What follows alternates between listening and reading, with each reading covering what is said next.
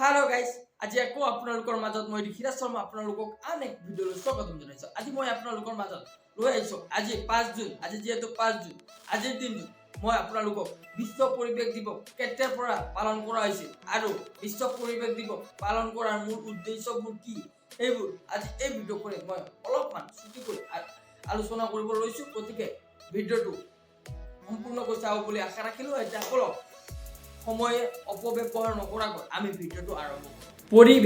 পৰিৱেশ দুটা শব্দৰ পৰা আহিছে। এটা হৈছে পৰি আৰু আনটো হৈছে আৱৰণ। পৰি শব্দৰ অৰ্থ হৈছে আমাৰ চাৰিওফালে আৰু আৱৰণ মানে আৱৰি থকা বা ঢাকি থকা, ঠিক আছে।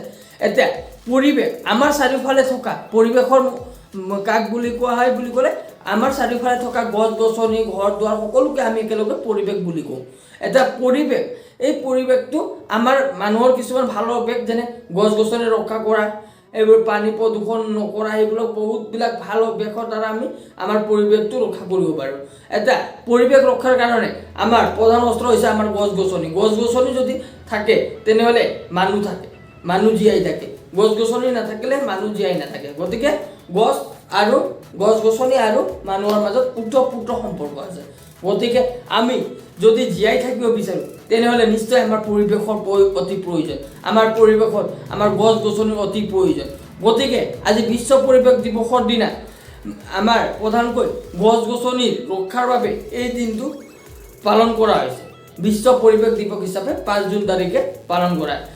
5 জুন তাৰিখে যে আমি পৰিৱেশটো ৰক্ষা কৰিব লাগিব তেনে নহয়, আমি কৰিব পাৰিম। কিয়?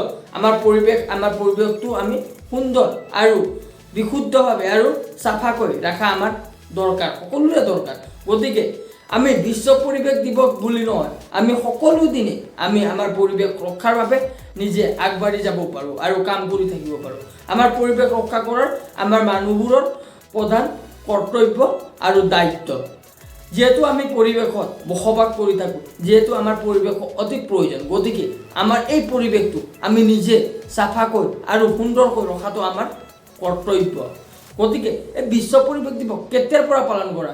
বিশ্ব পৰিৱেশ দিৱস ক'ব গ'লে 1975 চনত ৰাষ্ট্ৰসংঘৰ সাধাৰণ সভাৰ দ্বাৰা সেই বছৰ আয়োজিত কৰা হৈছিল বিশ্ব পৰিৱেশ সন্মিলন। সেই সন্মিলনৰ পৰাই বিশ্ব পৰিৱেশ দিৱস আহিছিল বুলি আমি ক'ব পাৰোঁ। আৰু 1973 চনৰ 5 জুন তাৰিখে আমি প্ৰথম বিশ্ব পৰিৱেশ দিৱস হিচাপে পালন কৰি আহিছোঁ আৰু আগলৈ কৰি যাম, আৰু এতিয়াও কৰি আছোঁ আৰু আগলৈও এই বিশ্ব পৰিৱেশ দিৱস আমি পালন কৰি যাম। কাৰণ আমাৰ পৰিৱেশ ৰক্ষা কৰাটো আমাৰ সকলো পৃথিৱীত যিমান মানুহ বসবাস কৰি আছে সকলোৰে দায়িত্ব। গতিকে আজিৰ দিনটোত আমি সকলোৱে যি পাৰোঁ এডাল দুডাল 10ডাল পাৰিলে 10ডাল সকলোৱে 10ডালকৈ গছ পুলি নিজৰ পদূলি, নিজৰ গাঁও চৌহদত, নিজৰ গাঁৱৰ নামঘৰৰ চৌহদত, মন্দিৰবোৰৰ চৌহদত আজি সকলোৱে কেইডালমান গছ পুলি ৰুব বুলি মই আশা ৰাখিলোঁ আৰু আমাৰ পৰিৱেশটো ভাৰসাম্য ৰক্ষা কৰাত সহায় কৰিব আৰু আমাৰ পৰিৱেশটো ৰক্ষা কৰাত সকলোৱে আগভাগ ল'ব বুলি আশা ৰাখিলোঁ। আৰু এই 5 জুনৰ দিনাই যে এইটো কাম কৰিব লাগিব তেনে নহয়, আমি সদায় 365 এক বছৰত 365 দিন আছে, 365 দিনে আমি গছ পুলি ৰুব পাৰোঁ আৰু গছনিক আমি যত্ন কৰিব পাৰোঁ। আৰু এটা কথা কৈ থওঁ যে এই বিশ্ব পৰিৱেশ দিৱস বুলি আজি গছ পুলি ৰুলেও নহ'ব।